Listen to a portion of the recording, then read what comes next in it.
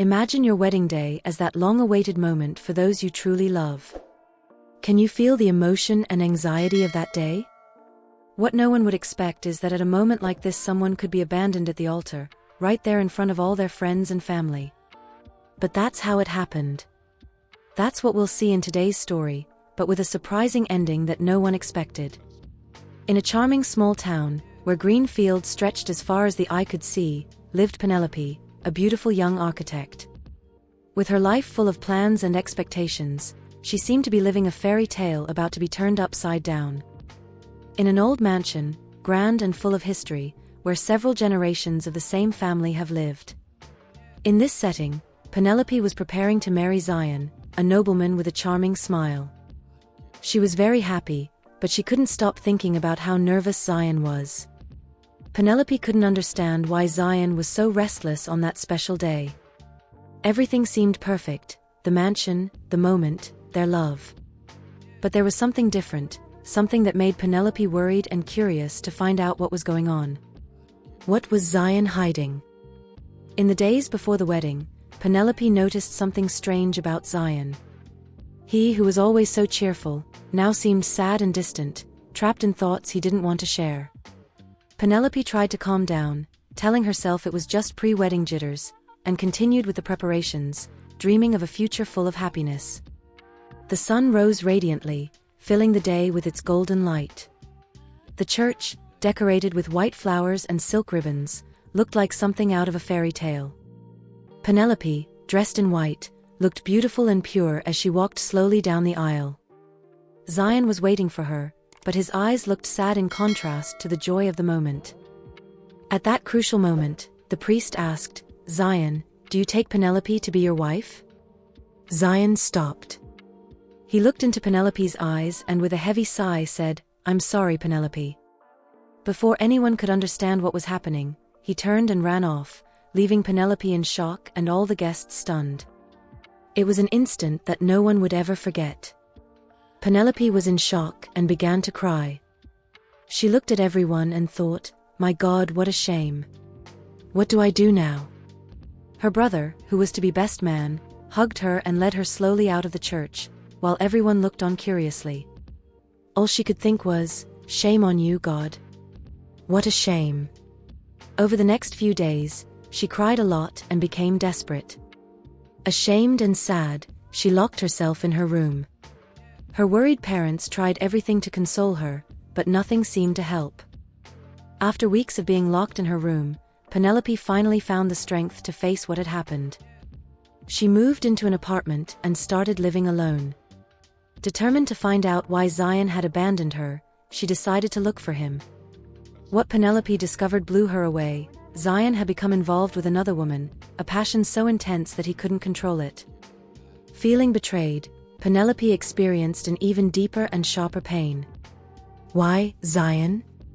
asked Penelope, her voice coming out as a broken whisper. "What did I do wrong?" Zyan, his eyes full of regret, replied, "It wasn't you, Penelope. It was my mistake, my weakness. I fell in love with someone else, but it was a big mistake, a terrible mistake." Fate, however, had its own plans. While Zyan was living with his new passion, he discovered that she wasn't the person he had imagined. She had betrayed him, just as he had betrayed Penelope. Fate's justice had arrived, leaving Zyan to reflect on his own mistakes while Penelope began to rebuild her life, stronger and wiser than before. Repentant and disillusioned, Zyan returned to Penelope, begging for her forgiveness. "Penelope, I made a big mistake. She wasn't who I thought she was. Please forgive me," he said, his voice filled with remorse. Penelope had always wanted to hear an apology, but when she found out about the betrayal, the pain was even greater. "Zyan, I don't know if I can. You destroyed what we had," said Penelope, with tears in her eyes. "Penelope, I swear I'll never betray you again. Give me one more chance. Let's reschedule our wedding. This time, I promise I'll say yes, please," begged Zyan. Imagine being in Penelope's shoes. Would you believe Zyan's promises? Although she had dreamed of marrying him, at that moment, the dream seemed impossible. Penelope, with a heavy heart, said no. It wasn't that love was over, but trust was. She had lost faith not only in Zyan, but in all men. Penelope, with tears in her eyes, walked away, knowing that her heart needed time to heal. From that day on, Penelope became suspicious of anyone who claimed to be interested in getting to know her. Being dumped on her wedding day was a major trauma, and she decided she didn't want to get involved with anyone anymore. But then, one morning when she arrived at the office, a man approached her to ask her to do a project for him. It was Michael, who had heard a lot of good things about Penelope and knew she was a talented professional. "Hi Penelope, I'm Michael Dunnies. I'd like to hire your services," he said when he found her. "Of course, Michael. Sit down and tell me what you need," Penelope replied, inviting him to sit down. After discussing the project, Michael, who had been attracted to her admirable beauty ever since he saw her, asked an unexpected question. "Excuse me for intruding, but are you married?" Penelope was surprised by the question, but answered, "I almost got married, Michael." "Why do you want to know?" "Because I'd like to invite you to have lunch with me." "What do you think?" asked Michael. Penelope smiled and replied, "Yes, I do, Michael." Penelope was amazed that he had accepted her invitation. She didn't usually go out with anyone, but there was something about Michael that attracted her. "My friends," she wasn't sure why she said yes. Perhaps it was the kind way he treated her, or his striking good looks. That night, lying in bed, Penelope couldn't get Michael's beautiful eyes out of her head. But then she came back to reality and thought, he's probably just another creep who wants to seduce me and then leave me. I'd better go to sleep and forget about it. The next morning, right at the start of working hours, her secretary came in and said, "Penelope, there's someone who wants to speak to you." "Will you get that?" asked the secretary with a smile. "Is it Michael?" Penelope asked, with a twinkle in her eye. The secretary nodded and Penelope took the call. Strangely, joy flooded her heart when she heard Michael's voice on the other end of the line. He said he'd enjoyed lunch with her and asked her out for the evening. Without hesitation, Penelope accepted. That date was just the beginning. Many others followed, each one more special than the last. Michael was a gentle man with a pure heart. He came into Penelope's life like a ray of sunshine after a storm, bringing a calm she had never felt before. After 3 months of friendship, on a beautiful moonlit night, Michael finally confessed that he was in love with her. When Michael confessed his love, Penelope felt confused. Although she had left Zyan behind, the memory of him still haunted her. Realizing that she was still hurt by being abandoned at the altar, Michael said, "Penelope, I don't want to pressure you, but I want you to know that my feelings for you are sincere." "Penelope, I promise I will never betray you or leave you," said Michael, holding her hand lovingly. "Michael, you've been a real angel in my life, but I need time to understand my feelings," Penelope replied with a sad smile. Instead of feeling joy, she felt sad. Her heart was still wounded and she was afraid of getting hurt again. Penelope wanted to believe in Michael's love, but she couldn't be sure. For days, she felt trapped between two worlds, the painful past and the promise of a happy future. Michael, with patience and dedication, showed his love in every possible way, always by her side without demanding anything. However, in moments of pure fragility, overwhelmed by confusing thoughts and painful memories, Penelope fell into a deep sadness. She knew she needed to react, but she couldn't. She spent the whole day in bed, with no energy for anything.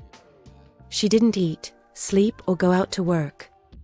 Michael tried to call her several times, but to no avail. Worried, he went to the building manager and explained that he hadn't heard from Penelope for days. Together, they decided to open the door to her apartment. Penelope was lying motionless on her bed when Michael found her. Without wasting any time, he quickly rushed her to the emergency room.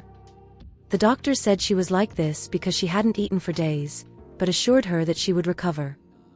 Michael stayed by her side the whole time. Every time Penelope opened her eyes for a few seconds, she saw Michael sitting by her bedside, watching over her. Soon afterwards, weakened, Penelope went back to sleep. As her body recovered with the help of the serum, she looked at Michael with tears in her eyes and said, "Now I know you'll never leave me, Michael."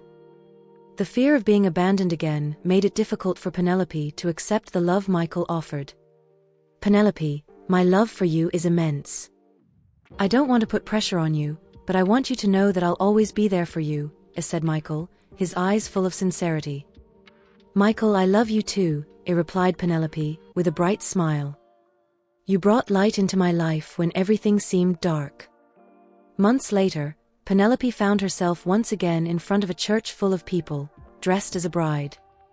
This time, however, her steps were firm and resolute, each step reflecting the certainty that Michael would never abandon her. The church was beautifully decorated, and the guests' smiles shone as brightly as the chandeliers. As Penelope walked down the aisle, she looked around and saw familiar faces, full of love and support. Her eyes fixed on Michael, waiting for her at the altar, with a smile that oozed affection and confidence. When the priest asked the traditional question, Michael answered with a resounding and emotional yes. His smile for Penelope was full of promise and true love. At that moment, the whole church seemed to light up even more. Penelope, with tears of joy in her eyes, replied with an equally firm and hopeful yes. The ceremony continued, and every word felt like a balm to her once wounded heart. And so Penelope, who had once been abandoned at the altar, found healing and redemption in the same place. She felt that, even in the darkest moments, the light of true love always prevails. That day, she not only married Michael, but also closed a painful chapter in her life, paving the way for a future filled with love, trust, and happiness. The celebration was magical, with laughter and dancing that lasted all night. Penelope and Michael danced together, their hearts beating in perfect harmony. Every movement, every look exchanged, was a reaffirmation of the love that united them.